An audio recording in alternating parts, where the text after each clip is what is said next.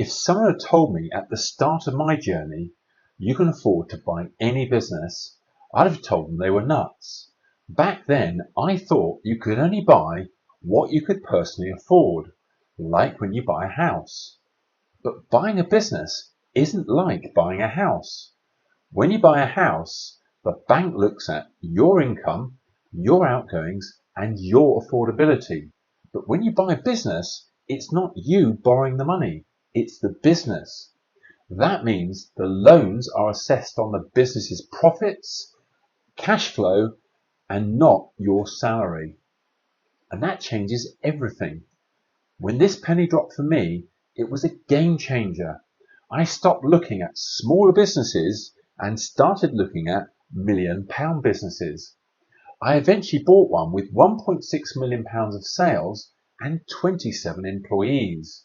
So in this video, I'm going to walk you through exactly how this works in the real world. So step 1, the business funds its own purchase. Most people still picture buying a business is like buying a house. They assume the deal depends upon their salary, their savings, and their personal borrowing power, which stops them even looking at bigger businesses. The shift happens when you stop thinking about you as the borrower and start looking at what the business itself can fund using its profits, assets, and cash flow. Once you see this in a real deal, it clicks. The size of the business doesn't make it harder to buy.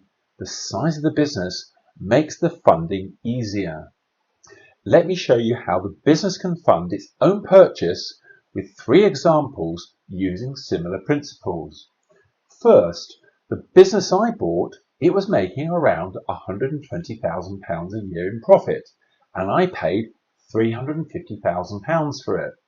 The funding looked a bit like this: £100,000 of seller financing, which is paid from the business, a £160,000 bank loan serviced over 10 years from the business's profits, and the £90,000 balance I took from another business I owned.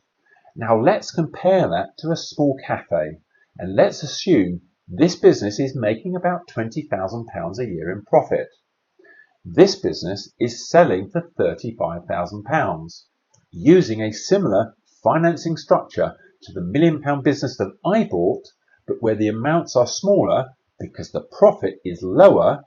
This becomes £10,000 of seller financing paid from the cafe, which compares to the £100,000 in my deal, £16,000 of bank loan serviced from cash flow, which compares to the £160,000 in my deal, and then the £9,000 balance, which compares to the £90,000 in my deal, could easily be taken from my other business too.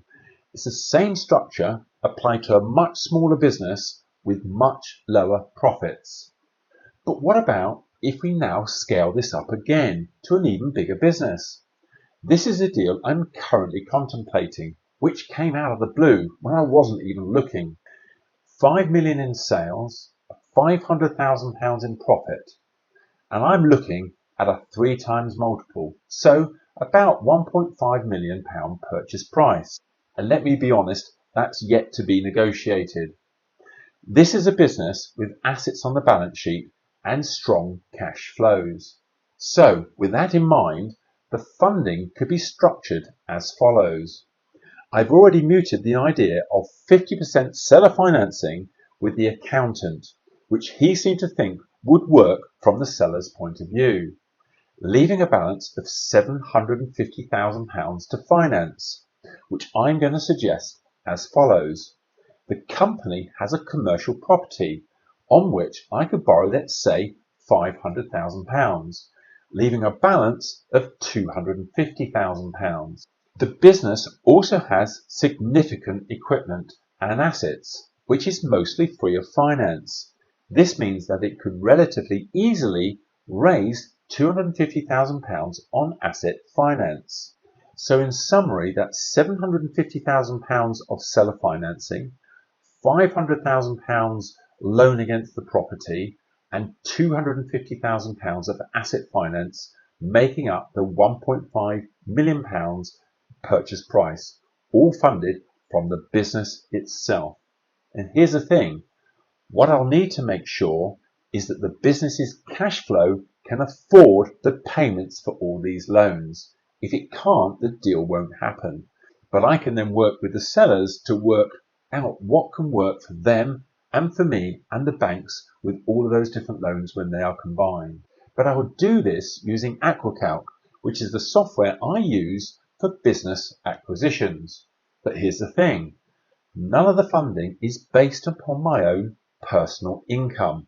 It's all supported by the business's own assets, profits and cash flow. But here's the key to the point I make. When the business is big enough and profitable enough, it can fund its own acquisition. Step 2. How the funding works. At this point, most people think, that sounds clever, but why would a seller do this? Why would a bank lend against the business? And why would anyone let you buy a company without putting any money in yourself? The answer is that each part of the funding exists for a different reason, and each party is already taking a risk they already understand. Once you break it down, none of this is unusual in business sales. So instead of feeling like you're taking advantage of the seller, you realize you're simply structuring a deal that works for everyone involved. That's when confidence replaces hesitation. Looking at how the funding works, let's review each of these three funding sources. Number 1 is seller financing.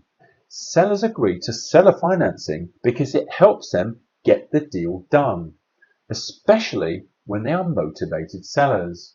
But here's the thing, sellers don't always need all the money on day one.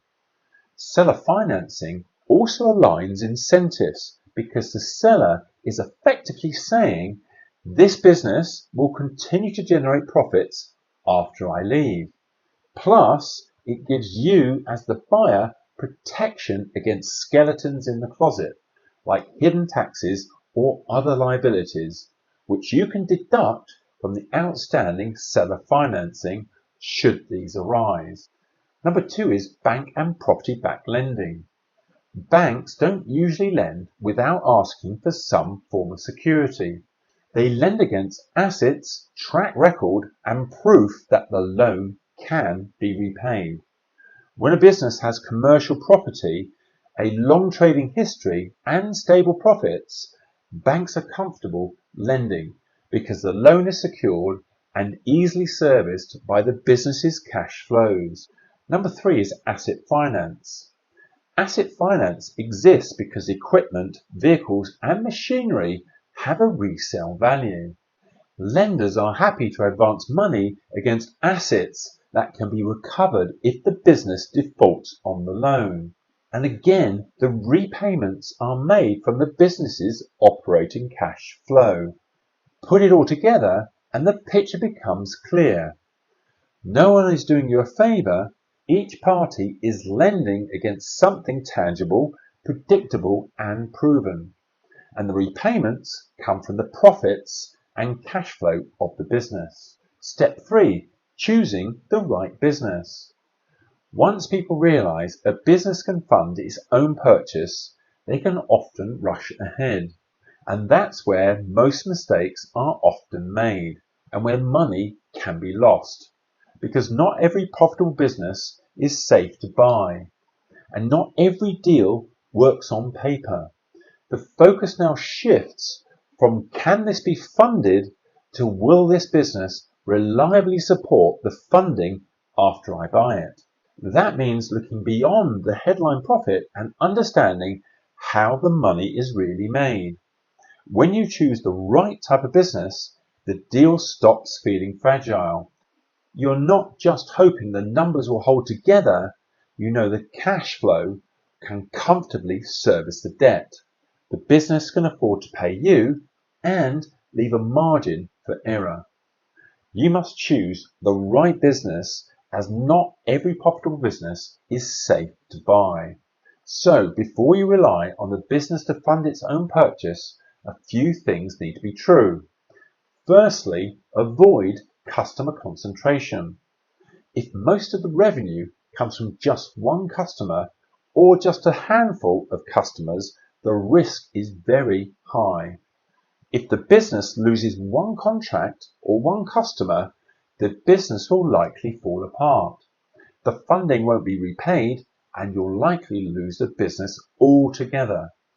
Secondly, the business should have a long trading history, ideally 10 years or more. That tells you it's survived different markets, different economic cycles, and different problems. And it's worth noting, only around 30 to 35% of businesses survive past the 10-year mark. Thirdly, the business must be able to run without the owner. If customers are really buying from the owner and not from the business's brand, you're not buying an asset, you're buying yourself a job with debt attached. But here's the thing, if the customers buy from the owner, it's highly likely that the customers will leave soon after the seller has left. Fourthly, look for consistent profits, because one good year doesn't pay 10 years of loan repayments. You want steady, repeatable earnings you can rely on. Fifthly, the business needs healthy margins, and I recommend ideally over 40% gross profit margin. The higher the margin, the bigger the breathing room when costs rise or revenues dip. Sixth, the business should already have employees in place, and ideally with some layer of management, which means the business will keep going when the owner leaves, because it's the employees who run the business. And finally, profits must be turning into cash, because banks, sellers, and lenders aren't paid in accounting profits, they're paid in cash. So if those boxes aren't broadly ticked, the deal becomes fragile. And if the deal is fragile, the funding stops working. So although all of these lessons that I've just taught you are incredibly powerful, if you don't yet know how seller financing works, then none of them are going to work at all. So watch this next video where I'll show you how to structure a seller financing deal so you can get the result that you want.